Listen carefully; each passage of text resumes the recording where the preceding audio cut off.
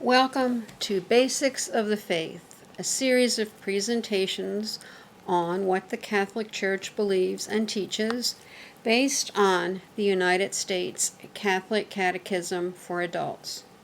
Each session will be based on one chapter from the United States Catholic Catechism for adults.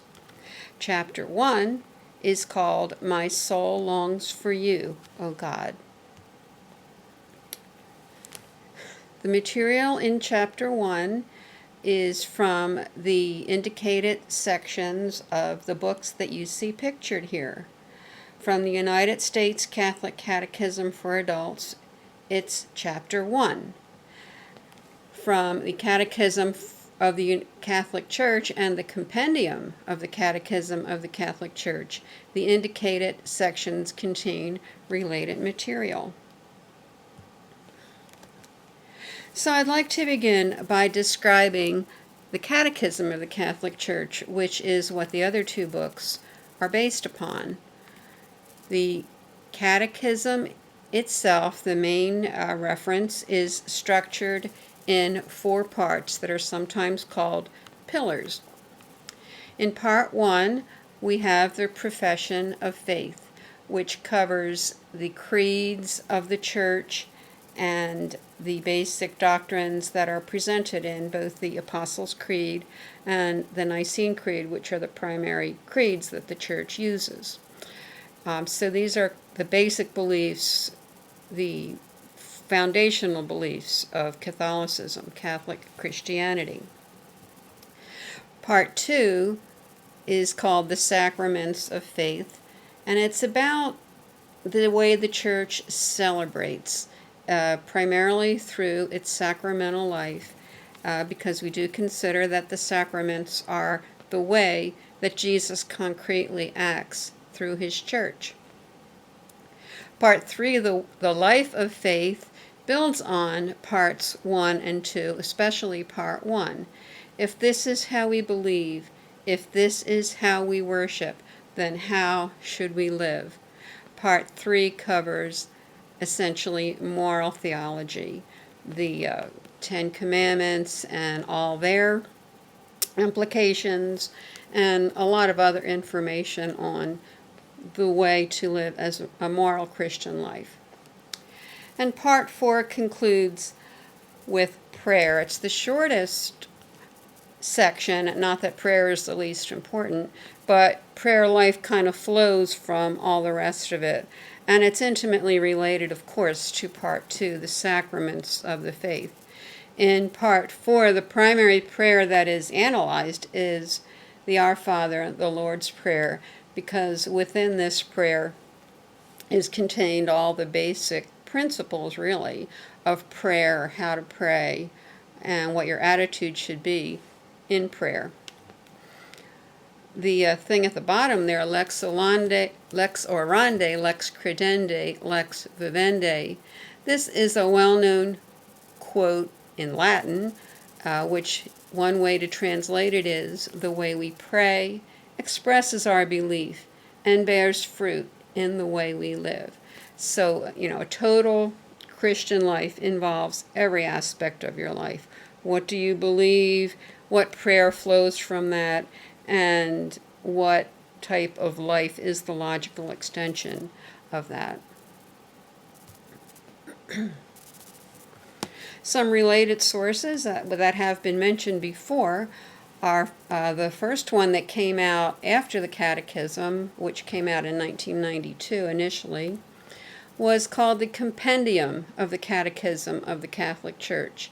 It's a much smaller, shorter, more compact book, and it's presented as a series of questions and answers, sort of like the old-time catechisms that some of us grew up with.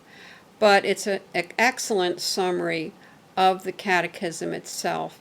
It's structured in the same order, the same 4 pillars, and each question and answer in the compendium refers you to the appropriate section of the catechism, so they could be used together. The compendium can, of course, be used on its own, either just for a quick read or to kind of refresh yourself on a particular question.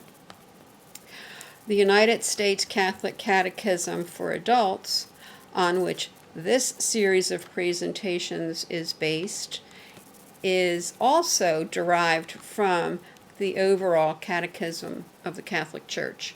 It's written more in a narrative format. It's not broken up into little sections like the other two books are, and it's in a language that is more the contemporary American way of speaking and reading, and is addresses some current issues of faith for American Catholics. It's a very good resource. Each chapter begins with a brief story of an American hero of the faith, if you want to put it that way. Some of these people are canonized saints and some of them are not, but each of them in their lives embodies some principle of the faith that would be relevant to the topic contained in that chapter. Two other resources to be aware of. One is the National Directory for Catechesis, which is mainly aimed at people in the United States who are involved in teaching the faith, but does contain some principles, some basic doctrines, and how one might transmit those when teaching others about our faith.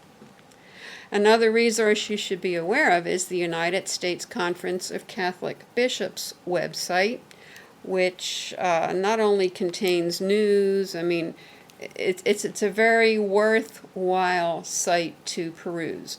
There's everything from the full text of the Bible, the full text of the Catechism of the Catholic Church, movie reviews, news releases, pretty much a wide variety of things that would be of interest to American Catholics. So in Chapter 1 of the United States Catholic Catechism for Adults, the hero of faith is an actual saint, an actual American saint, Elizabeth Ann Seton, who lived from 1774 to 1821. She is the first native-born American saint. She was actually born in this country. She was born Episcopalian, but later in her life became Catholic. She ended up founding the group of nuns called the American Sisters of Charity, and was very instrumental in establishing the Catholic school system in the United States.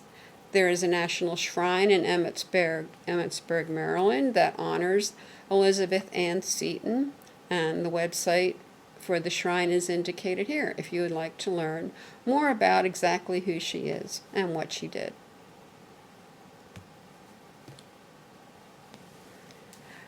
So we'll begin our discussion of faith and of God by talking about our desire for happiness. Desiring to be happy, it's an inborn human trait. We have a natural desire for happiness, natural goal for happiness. And God has placed this desire within us because ultimately, to be happy, we need to be in communion with Him. We need to live the way God wants us to live because He knows us better than we know ourselves. After all, He made us. So God has placed this desire in our hearts to bring us to Him. And also, God is really the only thing that can satisfy this desire. Now we've asked ourselves this in many, many ways. Here in the cartoon, Charlie Brown is there. Okay, we want to be happy. Well, what is happiness? And we'll try to talk about that a little bit. The dignity as humans, we all have an innate dignity because we are created in God's image. We have a spiritual soul, intelligence, and free will. And we are called to God to eternal beatitude, which means eternal happiness. That's what we were created to be, eternally happy with God.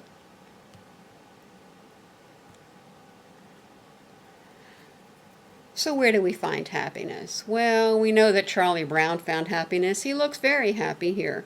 Happiness is a warm puppy.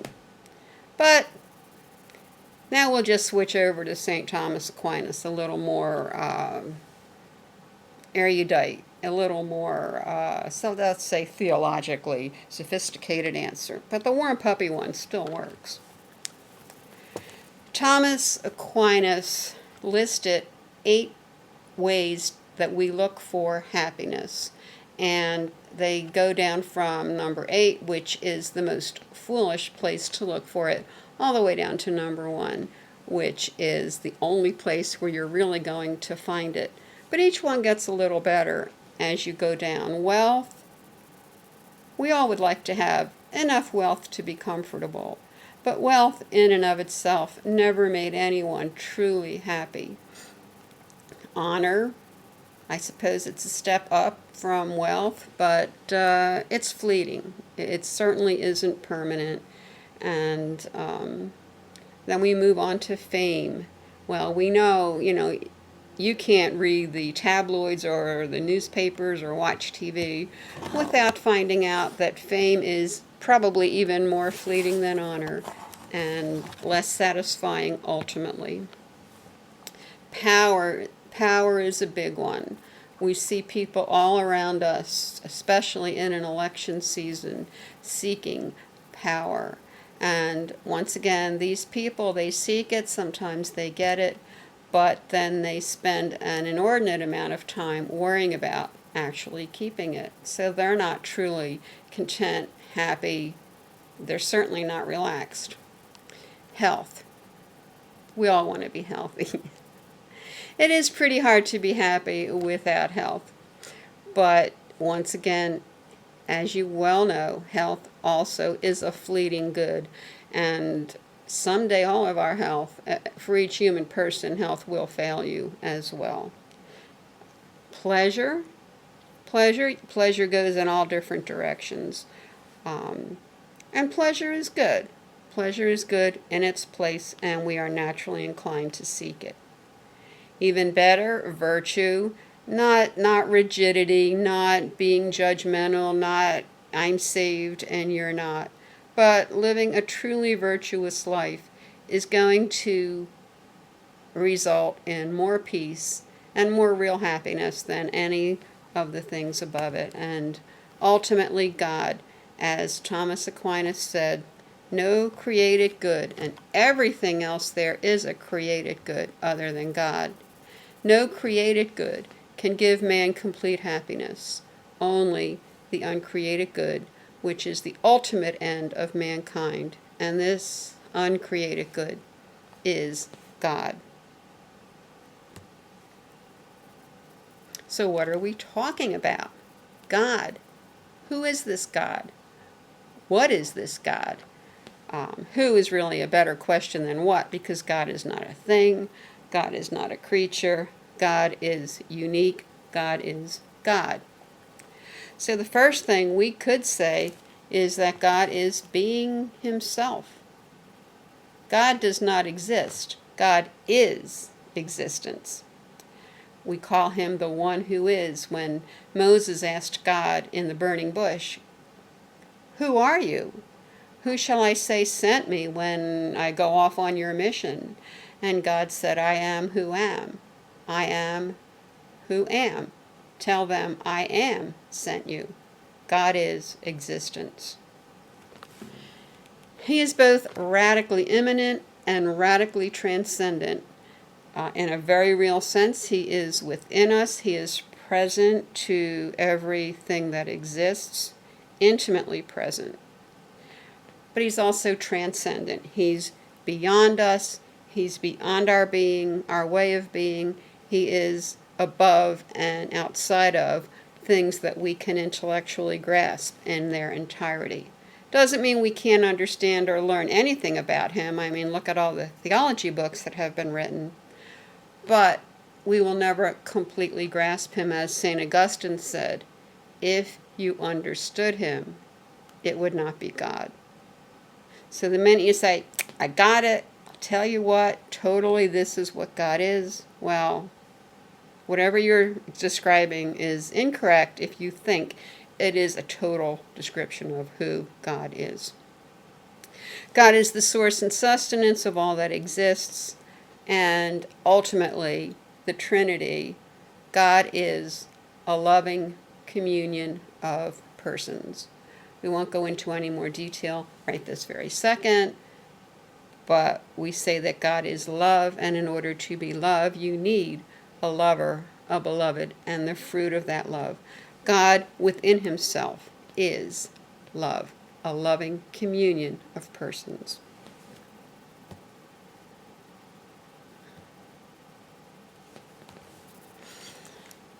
So, as human beings, as creatures, how can we know that God exists? The Catholic Church teaches we can know that God exists simply by using our senses and our human intellect that is inborn, that is innate to our nature. We can look at material creation. Everything that's around us, everything that we can see, hear, feel, taste, touch, smell, tells us something about who made it. Everything tells us something about its maker. Even if you and another person make a pan of brownies and bring them to a meeting, you each make your own pan. People will be able to tell by looking at and tasting these brownies that they were not made by the same person. Well, maybe if you used a mix, but if you used your own recipe, they'll still be brownies, but you can tell two different people made these things. If we look around us, we see order, harmony, beauty. We see even natural processes have a purposefulness to them. They don't occur randomly. And also, they are all impermanent. Everything that we can see, we know there was a time when it was not, and there will be another time when it no longer exists. So, the things that we see around us, including ourselves, are not the cause of their own existence. The cause must be something beyond, something that does exist, because it must exist. Even looking at the human person specifically, we are aware that there are non-material aspects to our being. We have thoughts, we have ideas, we are creative, we tell jokes. All of these things are non-material. We also are aware that we need to be in relationship. We were not made to be alone. We are made to be in relation with other persons. We do have a longing for truth and goodness. We want to know what is really true, and we do want to know the good. We have a conscience. We have something that kind of pricks at us when we're thinking about making a decision, especially a moral decision. We're looking for a purpose in life. This is pretty universal. At some point, all of us say, okay, what's it all about? Why am I here?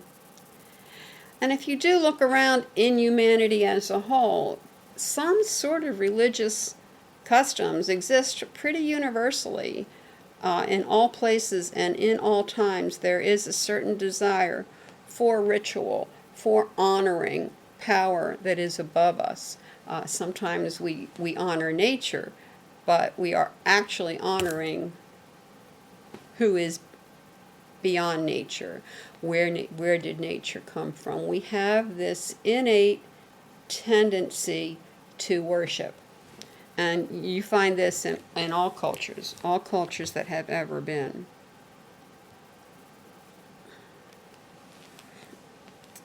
And there's something called natural revelation, or sometimes cosmic revelation, which it's similar to what we just talked about. If you just look around, look at the stars, look at the universe, look how it all kind of works together. This is not a personal communication from God, but it is looking at the work, at His work and discerning just from looking at it that there must be a creator behind it. And then there's historic revelation, where God reveals himself through history, including through sacred writings such as sacred scripture. There's a couple of quotes here. One is from Dei Filius, which is from the First Vatican Council, which was in the 1800s, where it was declared that God, the beginning and end of all things, can be known with certainty. The fact that he exists can be known with certainty by the natural light of human reason from the things that are created. And even in Romans, in the New Testament, we find that since the creation of the world, we can discern some of his invisible attributes just by looking at the things that he has made.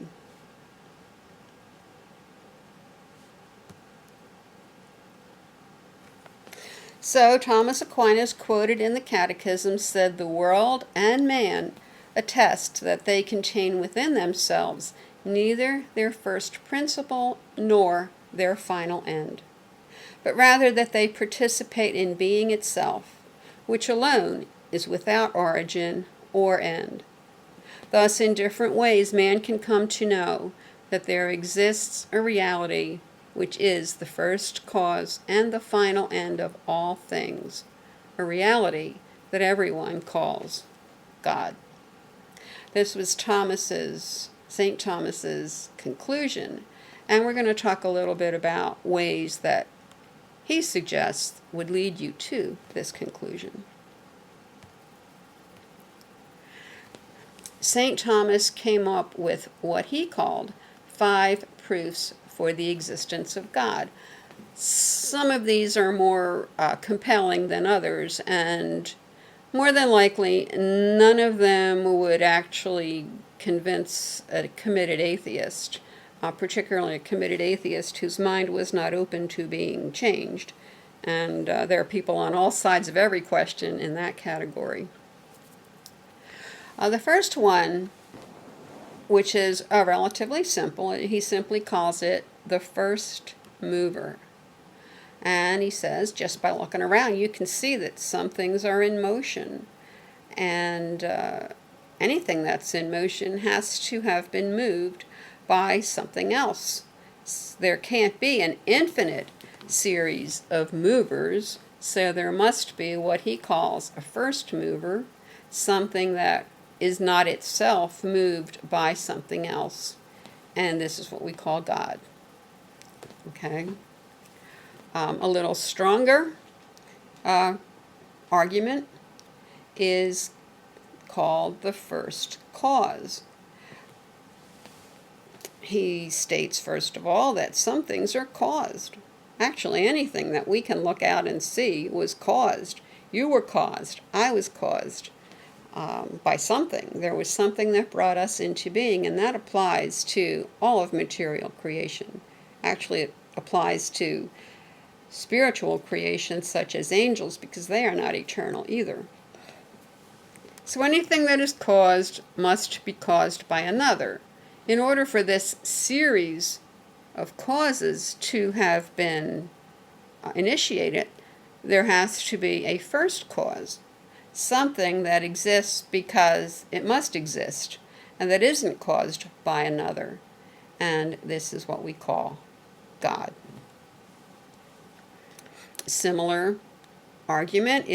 Very similar argument is a necessary being. Most beings are what we call contingent. That means that our existence, your existence, my existence, your cat's existence, your rock's existence, it didn't come into existence through itself. It was dependent on something else to bring it into existence. So everything couldn't be contingent, because otherwise nothing would have ever started. So this is clearly false, since there is something, not nothing. So since not everything is contingent, there is a necessary being. There is something, someone who exists because existence is his very nature, and this is God. God is the necessary being. Two more things that Thomas came up with were, first of all, number 4, what he calls the greatest being. And he says that some things are greater than others. Whatever is great to any degree gets its greatness from something that is even greater. And ultimately, there must be a being which is greater than every other being. This is the greatest being, and this is God. Here's a phrase which has been somewhat misused recently, but Thomas did come up with it. He called it an intelligent designer. And simply put, by looking around, you can see that many things in this world that have no intelligence in themselves act for an end. Lesser biological beings that move around, they have a purpose. It's not a random movement. They have a purpose for moving. Even single-celled organisms, they have to take in nutrition, they reproduce themselves. Their actions are purposeful. Animals act purposefully. Even inanimate objects, seem flowing water, which flows downstream, rain, which waters the crops and the plants that look for the water and the nutrients in the soil. Whatever acts for an end must have been directed by some intelligent being that set all these complex, interrelated processes in order, that designed how it all was going to work together. And so the world must have been designed by an intelligent designer, and this is God. This plays right in, for example, to evolution, which is ongoing, actually. That appears to be the way God designed things to operate. Maybe he did create a single hydrogen atom, and from there, the processes that over billions of years resulted in the world we see around us today, with all its complex interactions, existed first in the mind of God. And they are now being played out in time.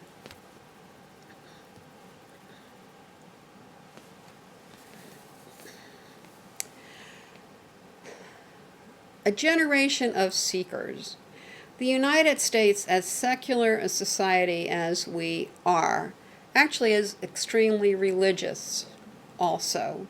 You find within our country a multiplicity of religious beliefs and practices. Freedom of religion is a core tenet of the existence, the very reason for being of our country and the way that we were organized.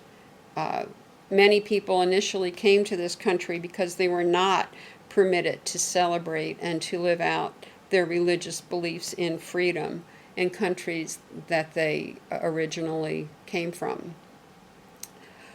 Even within our country, we see many people searching for connection with a church community. Sometimes they tend to reject the traditional churches the way they are set up, but they're still looking for that connection with the worshiping community. It's a very active desire in our society. In the Catholic Church itself, we every year, even though in spite of any problems that we have, there are many people seeking to join our church through the RCIA, the Rite of Christian Initiation for adults. So we have a very strong religious sense still in our country, seeking connection with our ultimate end, with God. And the many, many charitable institutions and activities in this country. There's reason for a lot of hope that we have not, on the whole, rejected God, in spite of some of the loud voices that would like you to think that perhaps God has become an outdated and meaningless concept. It simply isn't true. There are people that say that, but there are also huge numbers of people seeking God and worshiping God under many different philosophies and theologies. But we're all seeking that same ultimate happiness, that same ultimate goal. There are, as I mentioned, forces in our society that are trying to take us in the other direction. If you can read this cartoon up at the top here, this is unfortunately pretty true. I mean, you probably haven't seen a table in your office, in your place of business that looks exactly like this, but is this not what we are doing? Let's begin with a prayer of thanks to the Almighty. And what is this Almighty? It is the dollar. So everyone has a God. Everyone has something to which their life is dedicated and which underlies their choices and their actions in this world. And to some extent, for some people, it certainly is the dollar. There has been a rise of both atheism and agnosticism in this country. There has been actual antipathy to religion, trying to erase any mention of God and religion from the public discourse and make it seem something very private and kind of outdated and weird and, just get your religion out of my face kind of thing. There has been an exaggerated interpretation of the divide between church and state. Nobody who founded this country intended for religion to be totally absent from the public discourse. What they intended was that no one religion would be able to subjugate everyone else and every other belief, that all people who come to live in the United States would be free to publicly express their own individual religious beliefs and bring their points of view to the public square. There is actually more than one freedom from religious foundation. People like in this little not cartoon, but picture down at the bottom. Hey, I like having fun on Sundays, biking, baking, and sleeping in. That's my idea of a Sunday. And they're trying to make that to be very appealing. So that there are forces at work against the religious element of our society. Also, just the way we are being encouraged to live from advertising and from many other sources, materialism and hedonism.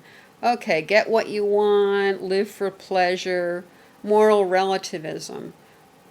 I'm okay, you're okay, I can't tell you what to do, you can't tell me what to do, which is related, of course, to individualism. Whatever's good for me, whatever's good for me.